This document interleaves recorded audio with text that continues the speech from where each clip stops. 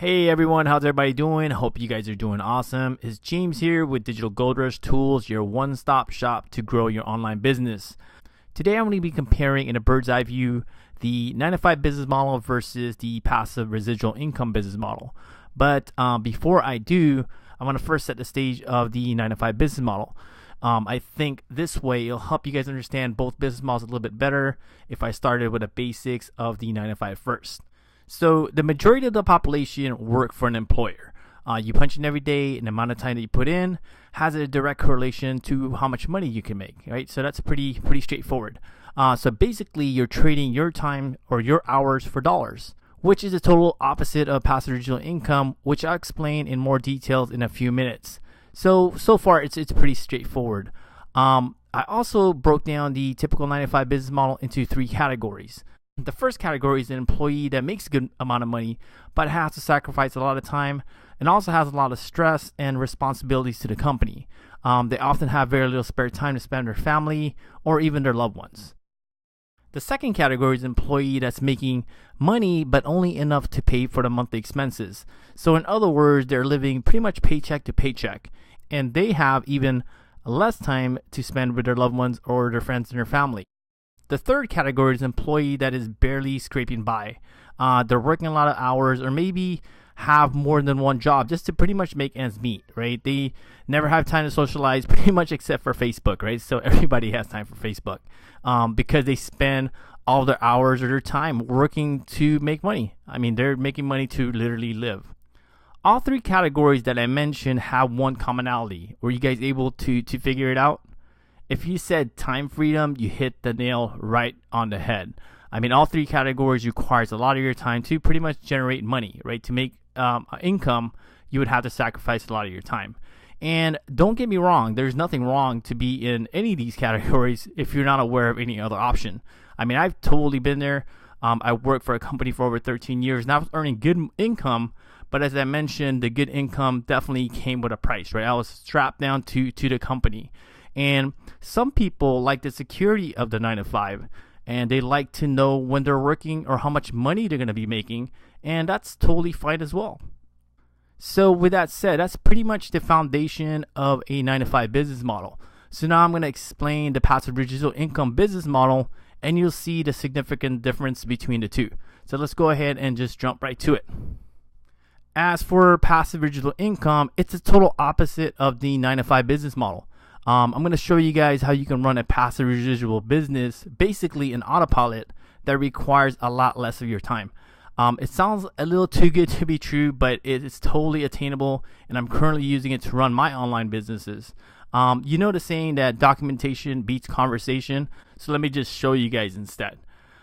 So for example, if you had a product or service that you're selling or promoting online, this can be a tangible item like some sort of physical good like clothes, shoes, or whatever you like to sell, or something intangible like an electronic downloadable item like an ebook of some sort. So for this demonstration, we're going to use an ebook as a product. For those who aren't aware of what an ebook is, it's an electronic book that you can purchase and download online that you can read on your tablet device. So once a customer purchases your ebook, it's either through your website, Amazon, or Barnes & Nobles, what happens next is they get redirected to a payment center. After the payment has gone through, there's pretty much 2 things that happen pretty much simultaneously from there. The customer will get their ebook via email. At the same time, the payment center, which is also called a merchant account, will send you the money for the ebook, and the money will automatically be deposited in your account. So that's pretty much the bare bones of passive residual income, and it sounds fairly easy, right? The only part that you're pretty much involved in this business model is right here, where the money goes directly into your account. And the passive residual income model, I mean, it totally works. I'm using it to promote my own ebook that I wrote on the top 10 upgrades to reduce your energy bill by up to 40%. This is my personal book that I wrote to help homeowners reduce their energy bill. So basically, the customer would go to Amazon or through my website, and they would purchase my book, and the money would be deposited directly into my account. The great thing about the passive residual income business model, how it relates to my ebook, is my ebook sells 24 hours a day and pretty much 7 days a week. You can buy my book nationwide, so throughout the United States you can buy my book, and even internationally. The passive residual income model is a strategy, so it's like a recipe that you can duplicate over and over again, just as long as you have the right recipe. I also want to mention that the passive residual income is not completely hands-off. I mean, you would still need to get customers to buy your product. You'll still need to work on marketing to drive people to see your product.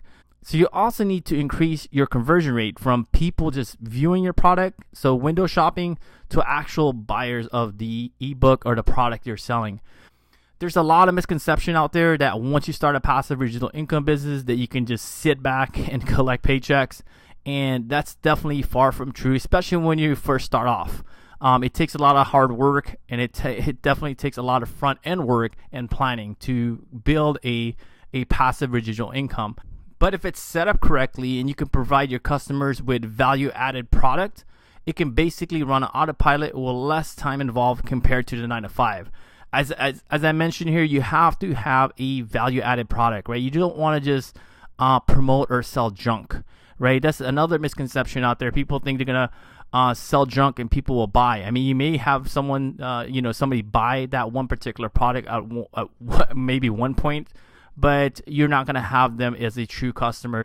The nugget here, guys, that I want to point out is when you're creating a service or a product online, please provide value. So always create material that's going to provide a lot of value to your customers, and that way you have trust and credibility to your customers, and more than likely they'll come back and buy something else later.